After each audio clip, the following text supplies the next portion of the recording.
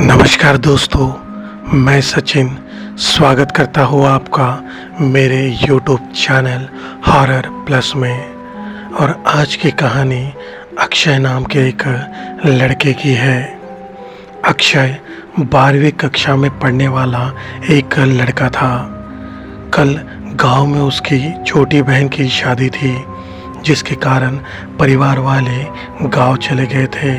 वही अक्षय का आखिरी पेपर आज रहने से उसे पेपर ख़त्म कर सुबह गांव आने के लिए कहा गया था। आज अमावस्या की रात भी थी, इसलिए माँ ने बार बार आज गांव न आने के बारे में उसे हिदायत दी थी।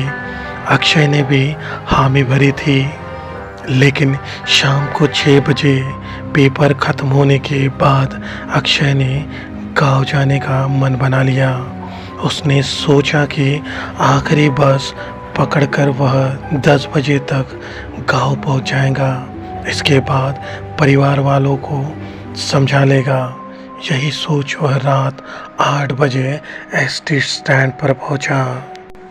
लेकिन यहाँ से सीधे गांव जाने वाली कोई बस नहीं थी। जो बस थी वह गांव के 3 किलोमीटर दूर से जाने वाली थी। बस का इंतज़ार करते हुए उसे रात के 8:30 बज गए थे। ऐसे में उसने डिपो मैनेजर के पास जाकर पूछा तो उन्होंने बताया अब कोई बस उस गांव की ओर नहीं जाती है। ऐसे में वह मायूस हो गया था। आखिर उसे घर वापस जाने की नौबत आ गई थी। लेकिन इतने में एक बस आई जो उसके गांव के 2 किलोमीटर दूर से जाने वाली थी।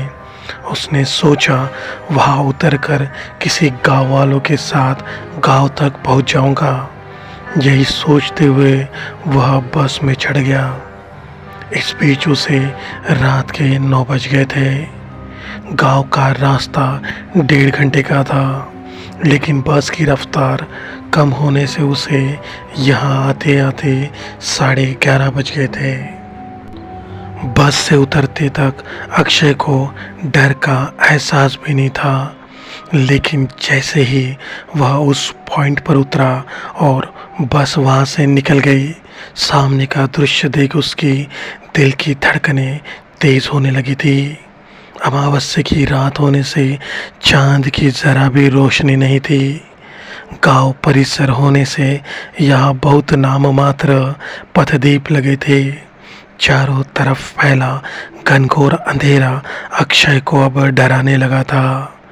कुछ पल के लिए अक्षय ने घर फोन कर किसी को बुलाने की सोची, लेकिन ऐसा करने पर उसे माँ की फटकार का डर सताने लगा। वह सोचने लगा जैसे तैसे घर पहुंच जाऊं, बस फिर माँ को समझा लूँगा। ऐसा बुदबुदाते हुए वह गांव के रास्ते पर पैदल निकल पड़ा।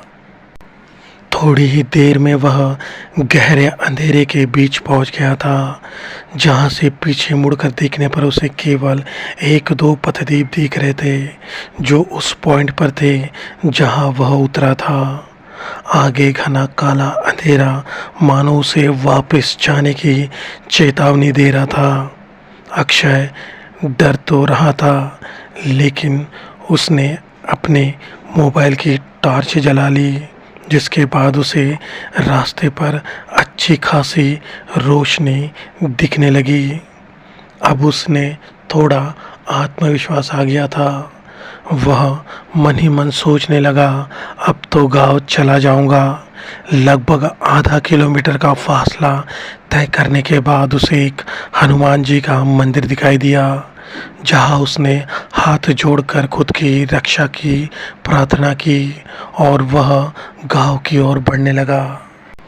संकरे मार्ग के दोनों छोर खेत खलियान थे।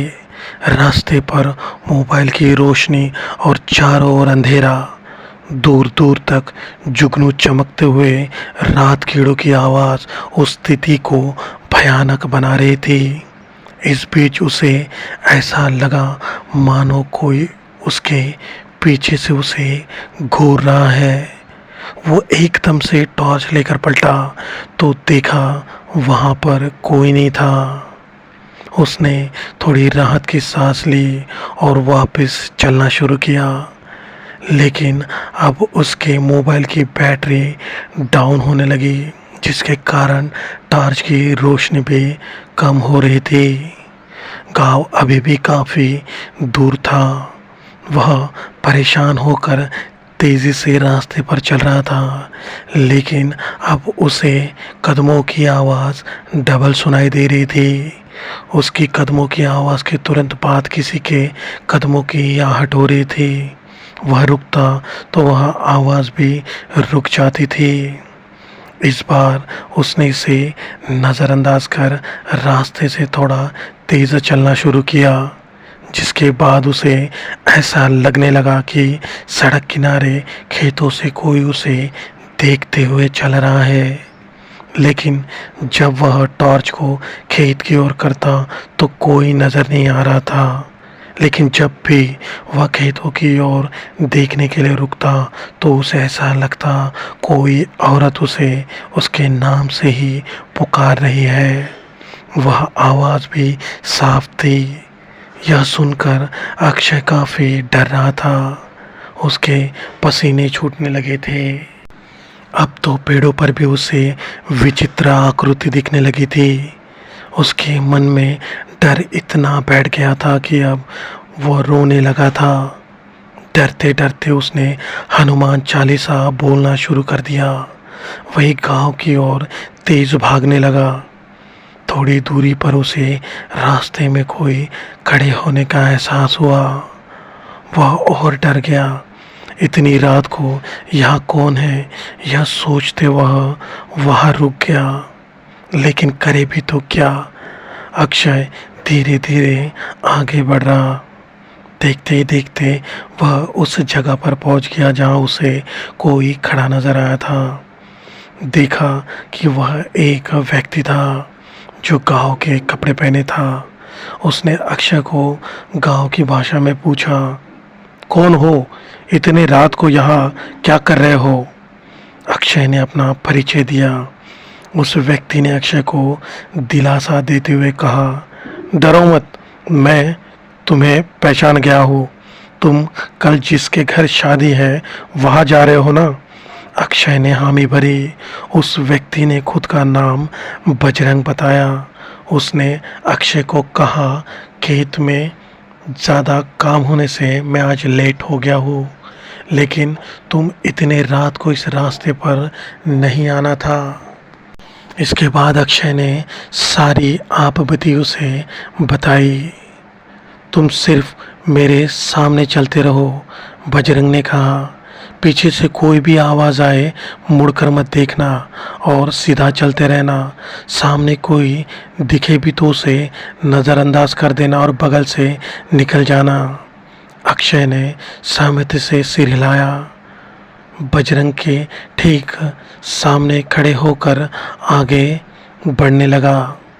उसे बार बार पीछे से कोई औरत पुकारने की आवाज़ आ रही थी, लेकिन उसने पीछे मुड़कर नहीं देखा। अब गांव थोड़ी ही दूरी पर था कि उसे रास्ते के किनारे एक औरत सफ़ेद लिबास में खड़ी नजर आई। उसका चेहरा अंधेरे से दिख नहीं रहा था, लेकिन उसके उड़ते हुए खुले बाल आसानी से देखे जा सकते थे। अक्षय की चाल धीमी हो गई। वह समझ गया यह कोई बुरी आत्मा, प्रेत या चुड़ैल है। वह कांपने लगा। तभी पीछे से बजरंग ने अक्षय को कहा, डरो मत, बस सीधे चलते रहो और पीछे मत देखो। अक्षय वैसा ही करते रहा। धीरे धीरे वह उस महिला के पास आ गया, जिसने उसकी दिल की धड़कनें तेज कर दी। जैसे ही वह उस महिला के बगल से जाने लगा, उसके बदन में कपकपी छूटने लगी, क्योंकि उस औरत ने गुर्राने की आवाज़ अब अक्षय को साफ सुनाई देने लगी थी। देखते ही देखते उस औरत को अक्षय ने क्रॉस कर दिया, लेकिन रास्ते के किनारे खड़ी वह महिला ने उसे कुछ नहीं किया, जैसे कि कोई दिव्य शक्ति उसे कुछ करने से रोक रही थी। अक्षय ने भी हिम्मत करते हुए उसे नज़रअंदाज कर दिया और वह थोड़ा आगे बढ़ गया। अब उसे थोड़ा सामान्य सा लगने लगा था। गांव भी दिखने लगा था, जिससे उसे थोड़ी राहत मिली। वह तेज़ी से गांव की सीमा में पहुंचा। इसके बाद उसने पीछे मुड़कर देखा तो उसे कुछ नहीं दिखा। पीछे बजरंग भी खड़ा नहीं था। यह देखते ही मानो अक्षय का कलेजा ही फट गया। वह दौड़ते घर की ओर भागा। घर में दूसरे दिन शादी के कारण चहल पहल थी। अक्षय को देखते ही घर वालों ने डांटना शुरू कर दिया, लेकिन बाद में उसकी खैर खबर ली। अक्षय ने रास्ते में हुई गतिविधियों के बारे में बताया तो सभी सन्न रह गए। कुछ देर बाद अक्षय के दादा ने बताया कि उस रास्ते पर एक आत्मा का वास है, जिसका एहसास गांव वालों को कई बार हो चुका है।